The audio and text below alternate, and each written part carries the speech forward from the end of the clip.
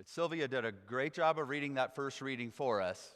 But can we all just acknowledge that this is just a goofy story from the Old Testament? And trying to make any sense of it for the people wandering in the wilderness seems almost impossible. When first they complain about the food because they hate the food, or they complain that there's no food because they hate the food, and they haven't had water for a while, and they're constantly whining and complaining on their journey. And then they complain to God that all you've brought us out here to do was to die in the wilderness. And God gets mad that they suggested it, so God sends poisonous snakes to live among them and bite them so they die. So it kind of feels as if all of their whining gets justified in this. And then we have this story where Moses makes the bronze serpent and puts it on a pole, which now is our sign along the way of medical attention, that it's available for you. That becomes the universal sign of medical attention, that you might get bit by a poisonous snake, and all you have to do is look at this bronze serpent and live. Wouldn't that be awesome? If you could just walk into the doctor's office really ailing and go in, and the doctor says, now what's wrong? Oh, I got this pain and I'm so sick. And then they just go, look at this. And you look at a snake wrapped around a pole and go, whew, I feel better. And then you leave. Wouldn't that be just the best kind of medical attention that you could receive? But it really makes me wonder about the scene that plays out then in the wilderness. This crazy vision of these snakes that are going around biting people, and as soon as they do, everyone's rushing to this pole so they can see this serpent wrapped around it. And can you imagine, like, if that happened in the middle of the night, and a snake kind of gets into your sleeping bag or something and you get bitten, and now you're running out in the dark and you're trying to find this pole among all of the people, and then you realize that other people are probably taking it just in case they get bitten. So like right as dusk is coming, they grab the pole and they take it over close to where their tent is, so that just in case they get bitten, they'll have a short walk to be able to look at it. But other people who wait way over here, they got bitten and they're running around saying, who took the pole? Who took the pole? It just seems like such a ridiculous story that we have in the midst of all the stories of the wandering in the wilderness. And of all of the stories that Jesus could use to talk to Nicodemus about what it means to truly understand who the Son of God is, you use the story of a snake wrapped around a pole to be that which is supposed to reveal to us all that God has intended for the world. And maybe what we do when we look at this is realize that God has an intention of healing for our life that's just different than anything we've experienced before. This sense of healing that comes to us in the midst of our own wanderings and maybe our own wonderings. And that's probably why Jesus was sharing this with Nicodemus, because Nicodemus was that person who sort of felt out of sorts. He didn't really feel like probably he fit in with the other Pharisees because he had such an interest in Jesus, and he's wandering and he's wondering, and Jesus uses this story to let him know that God is constantly trying to heal us somehow. But now we're not looking for just healing in our body if we get bitten by a poisonous snake. We're looking for something so much richer than that, so much more deeper, long-lasting than all of that.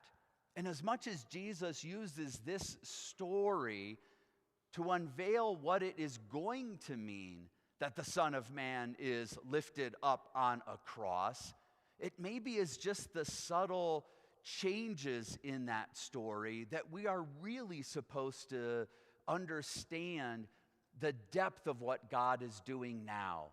For in the wilderness, God was simply doing something just to get the people by to the next day or into the next week. But this story that Jesus is unveiling for Nicodemus, the fact that he would be lifted up, well, this wasn't going to be a story for the next day or the next week. This was going to be a story for all eternity. And so we look at this contrast of a bronze serpent wrapped upon a pole and lifted up. And all you have to do is go and just look at it. That's what we're told right in our passage, that the people were told, you just look at the serpent of bronze and live. But when Jesus is talking to Nicodemus, he says the Son of Man must be lifted up, that whoever believes in him may have eternal life. So this is more than just the actual opportunity to see, but an opportunity to understand everything that Jesus was going to be for us, to actually believe in the work that God was doing for all time. We look at how this plays out later. Moses took that bronze serpent and just kind of put it in the midst of the people. It was just in the proximity that you had to get close enough to be able to see it. But when we're talking about believing in Jesus, it's not a matter of just seeing it. It's a matter of actually taking it in, of it becoming a part of our very heart, our very soul, that the very Spirit of God makes it alive in us. And we find out that when Jesus is lifted up, it becomes so much more important. It's this sense that we're realizing that we're in need of healing, but the healing we're in need of is not a physical ailment that might just be in us for a time, but we're really looking for a healing that would allow us to understand true salvation, a healing that would really let us know that God is covering anything that could take us away from God. And so we turn ourselves over to a new sense of healing for our own lives. I get the sense that when Jesus was talking about this, sin feels a bit like you've been bitten. I mean, sin feels a bit like you've been bitten, and you can actually feel it creep into your body. You know when sin is there. You know that it's making you feel like you're not quite connected to God, but you're not sure you really know what to do about it.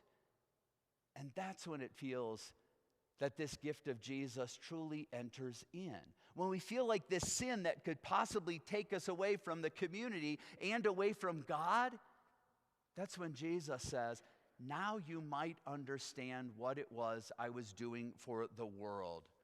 We hear that Moses prayed for the people just so that God would give them an out from these poisonous serpents. Jesus prayed for the people that they might never be totally captured by sin, but that God would do something to release them from sin. The bronze serpent was lifted up and Jesus was lifted up. But when Jesus is lifted up, and when he looks out at the crowd gathered there on a hill as he's hanging from a cross, well, something different takes place. Something that reaches out and reminds the people that God is still present. And if God can be present in that moment, then God can be present in our moments.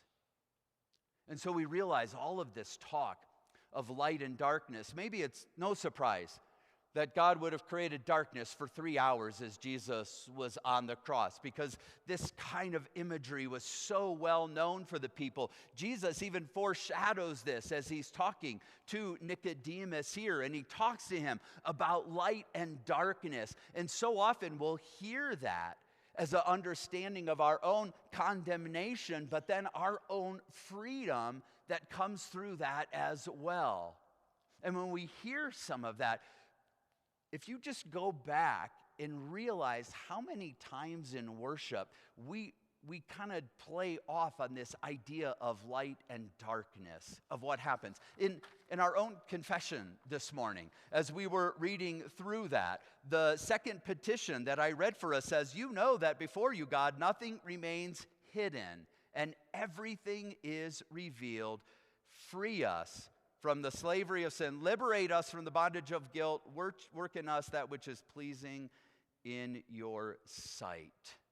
Because we know that somehow when we bring our full self into the light, that God will deal with us there. But if we choose to remain in darkness, it's as if God says, there's nothing I can do for you there. You have to choose light, because it's there that when you get exposed and your sin is real, then forgiveness can be real. And so I shared with some people earlier this week the fact that when I was a young boy, maybe 8 years old, outside of my house, we had a brick fireplace. You know, the outside of the house was brick. And so I had this rubber-coated baseball, a really hard ball, not like just a rubber bouncy ball, but something substantial that when there was nobody around, that I could just, throw and catch and throw and catch and throw and catch. And I could do that 1,000 times, throwing it against that brick wall and having it come back to me, and against that brick wall and having it come back to me. And I could do that 1,000 times. And then on the 1,001st, I threw it at the brick wall. And I realized that brick wall was not as big as I thought it might have been at one point, and I just missed that brick wall. And wouldn't you know it, right next to that brick wall happened to be not a wall, but you probably know it was there, a window. That's exactly what was there. And the ball went through the window. And I'm outside, and I'm looking at this in utter horror at what I just done. And I realized two things. One, my world had just become dark. One, because I realized I would have to confess to my dad two things. One, that I broke a window, and maybe worse, that I couldn't even hit this giant fireplace throwing a ball. And I wasn't sure what was worse, to have to admit that I broke a window or that I couldn't hit the broadside of a barn with a baseball. And I walked into the house in darkness, and I felt condemned. And when I walked in and found enough courage to expose just enough light on this reality that I had broken a window, my dad said to me, "Let's go to the hardware store." That was all it took.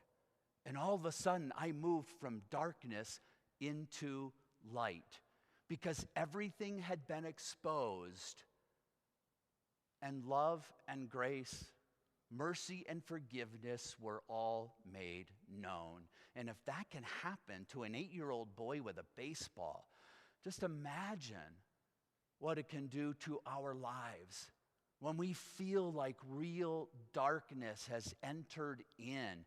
And we might feel like there are things we simply cannot admit to our parents or to our spouse or to our families or to God, things that just can't be revealed.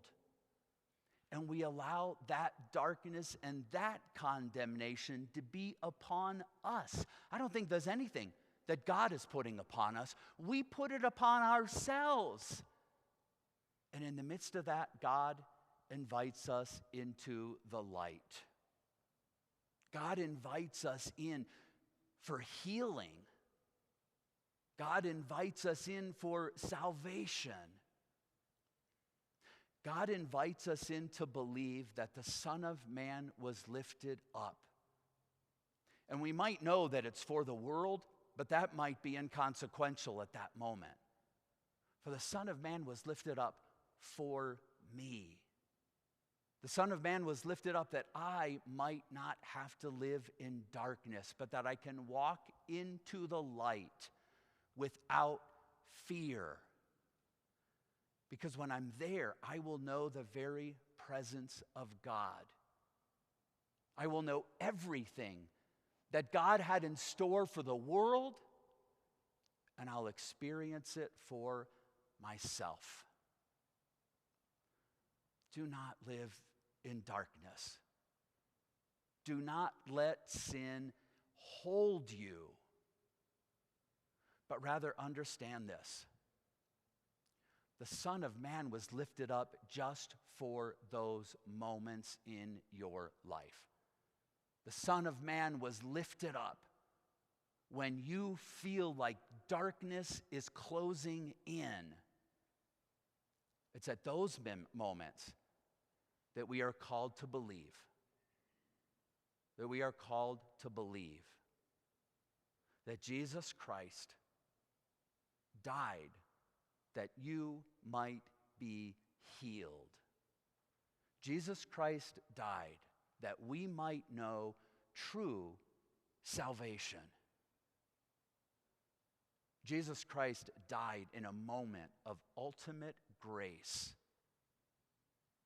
that we can walk into the light without fear.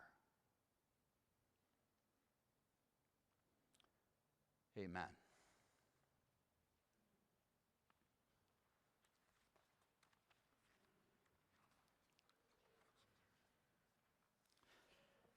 You'll find our hymn of the day printed on page 5 in your worship bulletin. I invite you to stand.